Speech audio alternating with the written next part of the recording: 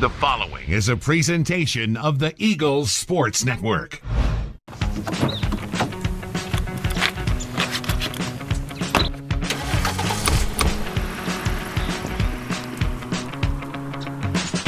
Hello and welcome. It is episode 2 of season 4.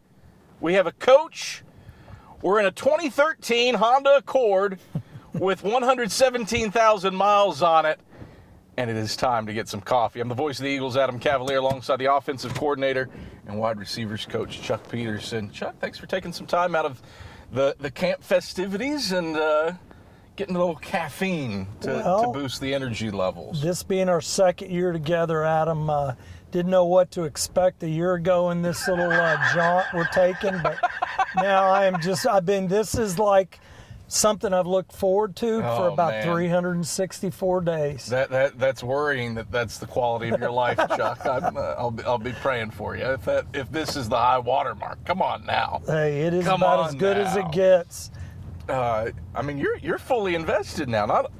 Not only one Petersen on campus, but I don't believe your wife was on campus. I mean, you got a 1-2 Petersen punch. She started working late June, early July, a year ago, and this place quickly understood that she's the way better Petersen than the one that you're talking to right now. It didn't take us long. No, it did not. It didn't take us long. What an exciting time as you break camp, and we do the receivers early because, you got a fair amount of known commodity coming back. I think I remember last year you telling me that Jeremiah Carroll and Cade Meeks were as good as anything that you had in your multi-decades career at the Air Force Academy. And now you get those two back for a second year. Cade Meeks' senior year, Jeremiah Carroll's junior year. They were both a part of some really significant moments last year, some season-defining moments. Yes. Last year. How have they grown and blossomed for year 2 of this triple option attack? You know, the exciting thing is we know each other. This time last year, we'd had 15 days of spring and we felt good about it, but we really weren't sure. And there was still that kind of tap dance. Well, what's the offense really going to look like when we, get out into the game situations? But very much known commodities. Had a great off season. JC has become a better leader than he was even a year ago, and he was pretty good then. He was instrumental in taking charge of our summer workouts, position-wise, and really from an offensive standpoint. So I'm excited about having those two guys back. I know what they're capable of, and hopefully we'll be able to continue to grow the offense around those two. And then we have a lot of depth, returning depth, and really excited about a bunch of our young kids. Jeremiah did things in so many different ways that were electrifying last season. The 68-yard reverse against Barton, the onside kick recovery against Mars Hill, the touchdown on the screen against Wingate that in the regular season that essentially meant that you had a chance to win it in overtime. A big-time guy making big-time plays. You said you touched on his leadership capabilities. How has that influenced his playmaking capabilities? Well, I think he takes great pride in that, and he understands that, it's not like he's going to get, 20 touches a game, but when we do give him the opportunity, I think he understands that we're looking for something big to happen, whether it's in the screen game, whether it's over the top, whether it's a reverse, because he had a couple of those. Just a big time player that takes great pride in the things that he does. And, fortunately for us last year, we were able to get him involved somewhat and, looking to do even more this year. I mean, kind of the same thing for Cade Meeks. You got him the ball in a ton of unique ways. The reverse against Tusculum, the legendary tip drill catch that sparks the comeback at Mars Hill. In this offense, you said it, you're not going to touch the ball 20 times as a receiver, but how do you get the ball to them as the OC in creative ways? Yeah, that's a very big challenge. Fortunately, the challenge is we have good enough players that deserve the opportunity to get touches because we'll be better when they do. I've gone through years where we didn't want a receiver to touch the ball. That is certainly not the case this year with those two and some other guys. So for me and for the offense, and that's a beautiful thing, our offensive staff is phenomenal. And it's not me, it's a joint effort, which includes obviously the head ball coach, and everybody has input, everybody's involved in a game plan and certainly on game day. But we're going to try to do the best we can to put them in positions where they can compete and be successful. It is. I thought last season, I mean, obviously you rush for the fourth most rushing yards in the country. You're putting up 30. You're second in the league in scoring, maybe first in the league in scoring when you factor in the finish of the playoffs. Offensively, there was a lot of good. And yet, offensively, it was also fairly Route 1 stuff, fairly base stuff. Do you try to keep it simple? Do you try to stack onto it? What's the mindset as you go into year 2? Well, it's a great question. I think one of the comments I'll make is, I was really proud of the way we handled the adversity at the quarterback position a year ago. Understatement of the year. Correct. And I'm really proud of our kids and our staff. Every week was a different guy out there, and those guys did a great job. But I think it limited us some with what we did offensively. Again, you can't predict. I've been in it now. This will be 38 for me, and I've never gone through one like that. But so I think that in looking back on it was something that obviously limited us a little bit. So hopefully we'll be able to run things through at least a couple of guys, and then at that point I think we're able to do some things that we wanted to do, just didn't have the opportunity to do. But ultimately, my number one thing when I talk to our players and our coaches is we use the mindset. The number one rule of life is don't beat yourself, and that extends off the field, in the classroom, with your relationships. But on the field, we want to take care of the football, and if we take care of the football, I don't care what we're doing, who we're doing it with, we got a chance to be successful. And so that's the number one thing that we teach from day one is ball security. And I thought we did, especially for a team that ran through 5 quarterbacks and, a new staff. I thought we did that extremely well. And if we can come out of it again like that, then I think we'll be successful. It's a team that went through, I've been doing games 20 years. I think probably 3 of my top 5 crazy games that I've called were all last season. Uncommon what you saw on the field, especially in comebacks. Right. At Catawba and at Mars Hill for sure, in a game against Wingate at home, that the pathway to victory there was certainly the road infrequently traveled. Yeah. Scoring with a defensive PAT, a blocked field goal, yada, yada, yada. Your margins were slim last year, and you hit those margins. How do you expand on those margins? Well, I think, first of all, you continue to work the process like we've done. It's time to order. How are you doing? I'm good, thank you. Doing very well. What do you want? You know what? Just give me a small drip, please. Small drip? Yes. Keeping No it cream, no sugar? No. Keeping it simple. Thank you. I'm going to do a dirty iced chai, medium, please.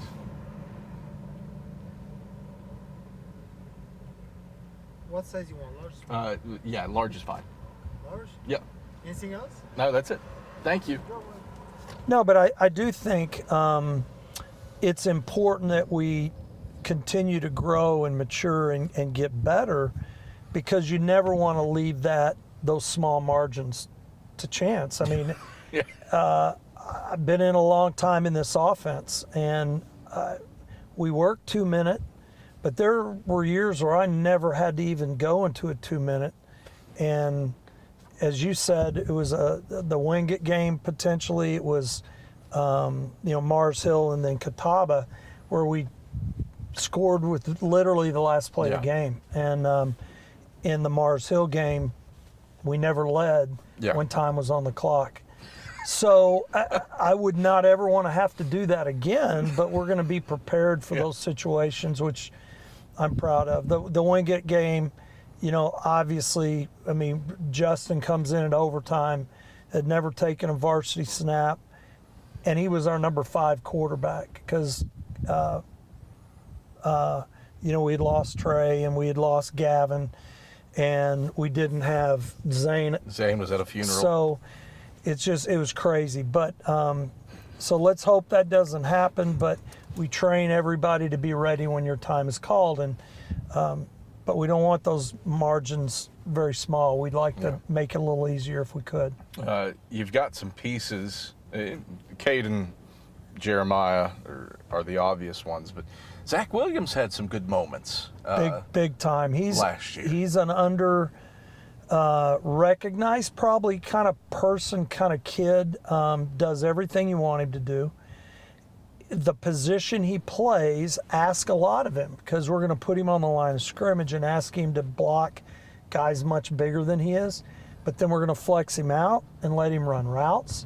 If you remember, he was our first touchdown catch and made some big plays in the throwing game. I appreciate your checking your factualness there, because the first touchdown was the special teams blocked. Correct, but special then, teams catch. Yeah, that you changed it up. It was a pause. I saw it happen in real time, and I appreciated it. But okay, I'll let you pay. Yeah, Thank you. Of course. It's kind of like You using daddy's money, or what? No, this is, you're going to let me call a couple plays this year. Oh, I'm always open for that. Thank you so much. Thanks so much. Appreciate you. But no, I think Zach is the kind of player that we'd all like to have at 22 positions, because he is so accountable, and he does everything the way you ask him to do it, and is asked to do a lot of things physically that maybe his body and his things that he's born with don't necessarily equate to, but he gets it done. I've always thought that Carson-Newman receivers blocked historically exceptionally well. I mean, that comes with the territory. Yep. Whether you're running the veer or you're running the triple. And Zach, Jeremiah, and Cade all fall into that category where you'll see them shoving somebody down the field 20, 30, 40 yards. Was that easy to instill in them? I think based on the kids that we have, I think it was, because they bought in. And they had a great spring. They got better at doing those things that we asked them to do. But it's a mindset. It doesn't take great skill to be a great blocker. It takes great mental capacity to say, you know what, the team is much bigger than me and the desires that I have. And so I'm going to do the very best I can to get Don Bradley in the end zone, Teddy in the end zone, Zane in the end zone, Sully in the end zone. And for every big play that occurs in the run game, it's usually as a result of somebody downfield making great blocks. There's only so much you can do to get past the linebacker level, and once you do that, then it becomes our job on the perimeter to make it happen. And they did a great job with that all year.